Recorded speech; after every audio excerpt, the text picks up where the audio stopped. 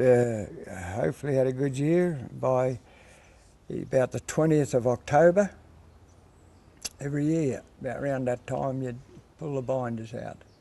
There's always around about that same week in October, you'd get the binders out. And if you've got an inch of rain when you pull the binder out, you knew you're going to get a lot of wheat. That was always a saying, you know, of his wheat crops. It was good for the wheat crops of the day. You pull the binder out if you got a good rain. The maintenance on the binder was probably the biggest thing, doing up the old cogs and chains and all the operational part of it, and your knotter parts. Yeah, the binder was, to me, when it was operating properly in a good crop, there was probably no better thing to be doing than sitting on a binder and see the binder operating at its maximum and spitting the sheaves out and just, yeah, doing a good job. It was one of the good things about the binder when it was operating properly, be sitting on it in a good crop, cutting hay. A good feeling. They were exceptional. I loved the binders. It's the only thing I missed when I retired was cutting hay. Used to love the old getting the binders out, get them binders out, mate, and the crop was standing up straight. Beautiful. Yeah.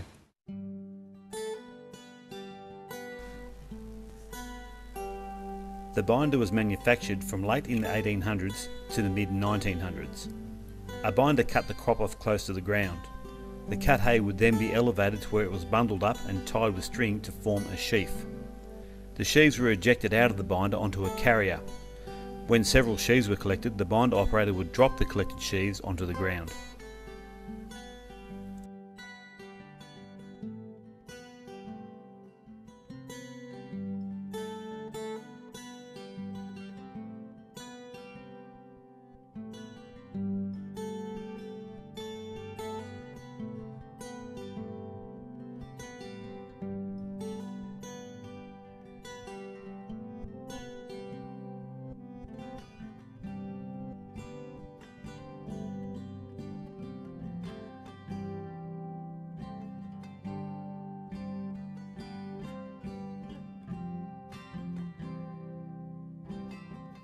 Yeah, you'd have a man on the tractor and man on the binder, and then you would have to get your stookers, which come and stook your hay up after you cut it, which could be anywhere between another 2 or 3 or 4 or 5 people incorporated in the stooking process.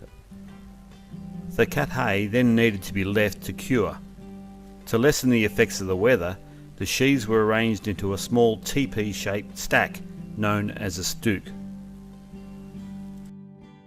It's the old stookers. It was a great job for a lot of people. Ganmain, as you said, I can remember 7 and 8 in Ganmain alone beside Madong, the gangs of men. And we used to depend mainly on the local fellas to do all the stooking. I used to get mostly local blokes. If you couldn't get them, you'd probably some outsiders, you'd get some of them. In the stooking process, as I said, there's could be 6, 7, 8 sheaves in a drop. They would be put into rows. The process then would be to put, say, three drops into one stook, which approximately somewhere between 16 and 18, 19 sheaves per stook, and the process you just stook out to rows and one stook after another. Stooking was hard, hot and very monotonous work. Once the hay had cured, the sheaves were collected and stored until it could be cut. The hay was stored by stacking into large haystacks. The stack building process, we used trucks in early days. You'd have a gang of 7 men, 4 in a paddock and 3 on the stack, with an elevator. In some years after we used the trucks, being hot weather, the trucks would been petrol, most of them, would get hot and vaporise and cause all sorts of problems. And my father Martin, he bought some horses out of the Wagga street that used to pick up the rubbish in the main street of Wagga, and yeah, we had horses then for a number of years, and the horses were great pulling the wagons. The really good ones could just walk along the roads, and all you had to do was tell them to go and tell them to stop, and then they'd pull the wagons into the haystack. As I said, the old draft horses, they were, might pick a beautiful animal, but he knew more than, like, just the things that they knew, that as the bloke was chucking that last sheaf off, and he always put his pitchfork on the thing, the horse knew as soon as he dropped that pitchfork, he'd start walking. And they knew, they just walk along the rows, get up, they knew, and, up, stop. Like the blokes, they I know blokes, they just let, at lunchtime and that, they'd let the horses go back, and the horses just to go back, walk back in the stack, and they'd line up behind each other, just without a bloody driver with them, There the hay would be unloaded and put up the elevator, and the two sheaf turners and the stack builder would process the hay and build the stack out of the hay that was coming in.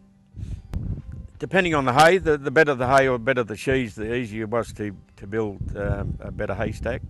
Drought conditions, when your hay was short and slippery, was hard to control your hay to keep it together.